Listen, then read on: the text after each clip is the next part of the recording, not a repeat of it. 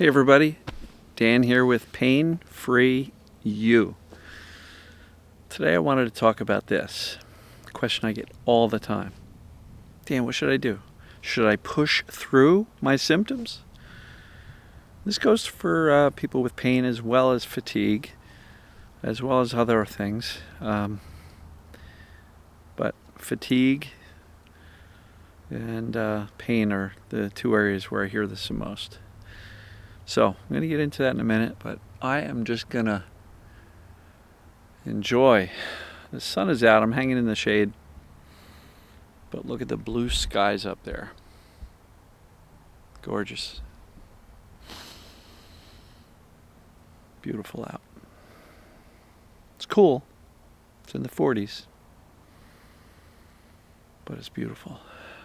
Spring is around the corner.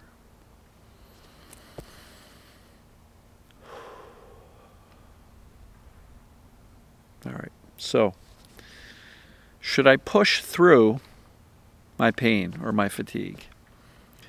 And this, I'll say, is a question that's always answered with, it depends, okay?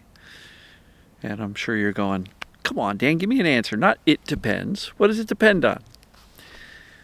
It depends on your fear level. It depends on how worried you are about your symptoms to begin with, right? It depends on how much clarity you've got as to the cause of the symptoms. You know, it depends on what you've been told about pushing through. So it does depend whether or not you should push through. And I will just say flat out, I do not like the term pushing through your symptoms, pushing through your pain, pushing through your fatigue, because a lot of you folks have tried that. And it's kind of come back and kicked you in the rear end, right? Raise your hand, comment below if that's you.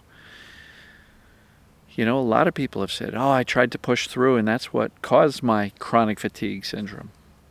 That's what caused my pain to escalate because I tried to push through. And so when we look at symptoms and even fatigue as a symptom created by the brain in order to protect us from a perceived danger.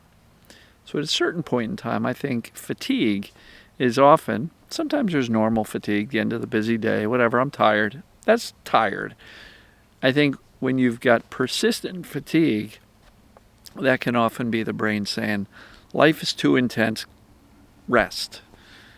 And creating the fatigue and getting you to rest is the brain's way of saying, I'm going to make sure Dan is safe. I'm going to make him rest.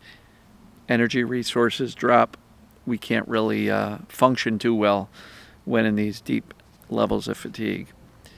So many people say that pushing through, even though they were exhausted, is what created this chronic fatigue syndrome. I don't believe it's a disease. I don't necessarily believe we are sick. We just have a brain that's overprotective. And then as we start to do more, the brain can react to that by dropping the energy levels and fatigue hits again. And people talk about crashes. You know, similar things happen with pain too. People will say, yeah, I hurt, but I didn't slow down. I kept going, and boy, it really escalated. And so when I say it depends whether or not you should push through, it depends on your fear level. Do you truly believe you injured or harmed yourself by continuing to move your body? If you do, then I'll refer you back to the starting point, which is what creates symptoms in the first place, the perception of danger, fatigue, pain, other symptoms. And so understand that. Then once you understand it, do the assessments to say, yep, this makes sense. There are enough situations and experiences in my life that fall into the behaviors of perceived danger as the cause, as opposed to a real physical manifestation of an illness or injury. So foundationally, what causes it? Does it apply to me? And from there, it's about consistent messages of safety to teach your overprotected, protective, scared brain that we're really not in danger. So should you push through? It depends. How scared are you of overdoing it? When you go out the door, you say, oh boy, this is going to be bad. I hope I don't overdo it. I can walk for 20 minutes, but if I go 25, I'm going to be floored for days with pain. I'm going to be in bed rest. If you're walking out the door with that level of fear and predicting a horrible result, pushing through is probably not going to go well. But if you can say, you know what, I really know that I'm okay. And I get the fact that perceived danger pain, perceived danger fatigue is not truly an injury. And so I really can't harm myself. Then I'm going to do a little bit more. And I'm not suggesting for somebody who's been, really floored with chronic fatigue for a long while that you go out and run around the block. It's not what I'm suggesting. But what I am suggesting is if you can get a hold of the fear and lower it with the accurate knowledge of what's going on, then you can begin gradually increasing your activity. And if there are cases where you need to do a lot more because of life, you've got commitments, things to do your best to not predict the worst.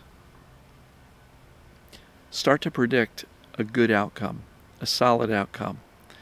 Predict that you're going to be okay. In other words, expect the best. And if symptoms should show up, that's not when you go, oh, I knew it. I shouldn't have done that. I overdid it. I did too much. Now I'm going to be in bed for a week.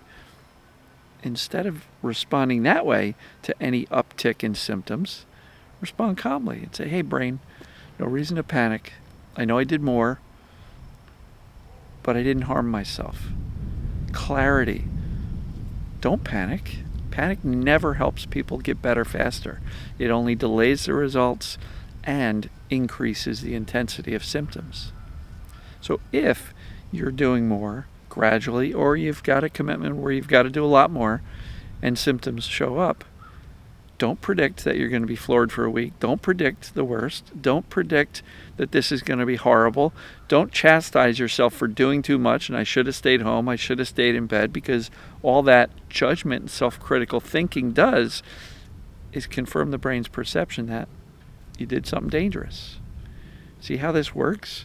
That fear loop can keep going if you expect the worst, and if symptoms do rise a little bit, you respond in a very negative, fearful, catastrophic, blaming yourself kind of way. So should you push through? Depends. How scared are you of pushing through? Or let's get rid of that word. I'm using it for the purpose of the video, but how afraid are you of doing more? If you're terrified and you're going to respond really in a fearful way, if symptoms go up, it's going to take you a little while longer. So if that's you, go back to the foundation. What creates symptoms in the first place? Does that apply to me? Is there a cure? Absolutely. We're seeing success stories all the time. Lately, I've been posting a couple a week. And are you capable of it? Yes, you are. Because if you know what's going on and that it applies to you, by definition, you're not broken. Your brain is just overprotective, and it's our job. Frankly, it's your job to teach your scared, overprotective brain that you're not sick, you're not broken, you're not ill. So, should you push through? Depends. How scared are you? It depends. How well can you respond to symptoms if they go up a little bit? Can you respond calmly and reassure yourself and be authentically unconcerned because you know what causes symptoms and that they're not evidence of harm, that they're just evidence of a brain perceiving danger, which means by definition you're okay? If you can do that, then yes, you can start increasing your activity levels. Now, somebody asked me, and I'll touch on it here, post-exertional malaise. It's a very common thing that people are told in the fatigue world. I went out, I did things, and now I've got this post-exertional malaise. Everything I just shared about should I push through applies to this concept called post-exertional malaise. And in the mainstream world, this post-exertional malaise means you have exhausted all of your energy resources. In my world, I believe you have raised the brain's perception of danger. So we can expect the best, we can respond as well as possible, calm, reassurance, almost indifference, like, hey, brain, I know what you're doing, you're protecting me, I love you, thank you for protecting me, but I didn't do much. I walked 24 minutes instead of 20 minutes, and that shouldn't cause the level of fatigue that you are creating, brain. So, I'm actually okay. And if you can show the brain your lack of concern, your lack of fear, your lack of panic, with some practice, the brain's going to get the hint. And it's going to ease up on the intensity of the increase in symptoms. So, should you push through? It depends. How scared are you? All right, folks, I'm going to wrap this one up. As always, I love you. As always, see you tomorrow. Take care.